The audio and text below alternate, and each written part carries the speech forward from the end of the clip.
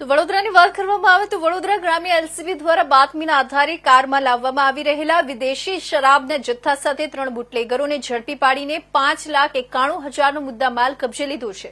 જિલ્લા પોલીસ વડા સુશીલ અગ્રવાલના આગમન બાદ ગુનાખોરી ડામવા માટે વડોદરા જિલ્લામાં ઓપરેશન પરાક્રમ શીર્ષક હેઠળ એક ખાસ મુહિમ શરૂ કરવામાં આવી છે, જેમાં ગુનેગારોને ઝડપી પાડવા માટે જિલ્લાની પોલીસ ટીમ વધુ એક્ટિવ થઈ છે.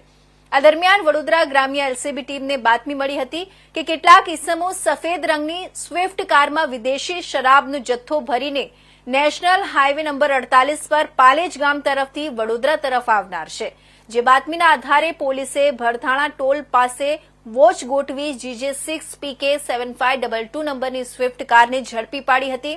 કારમાં વિદેશી શરાબની પેટીઓ ભરેલો મળી આવી હતી. આ શરાબ ભરેલી કાર સાથે વડોદરાના મકરપુરા શાલીગ્રામ સોસાયટીમાં રહેતો યોગેશ નવીનભાઈ પ્રજાપતિ અને પાદરાના સામણકુવા ખાતે રહેતા મનીષ પરમાર અને અજય સોલંકી પણ ઝડપાઈ ગયા હતા. એલસીબીએ 108 નંગ વિદેશી શરાબની બોટલો, મોબાઈલ ફોન અને કાર મળીને 5,91,000નો મુદ્દામાલ કબજે લીધો છે.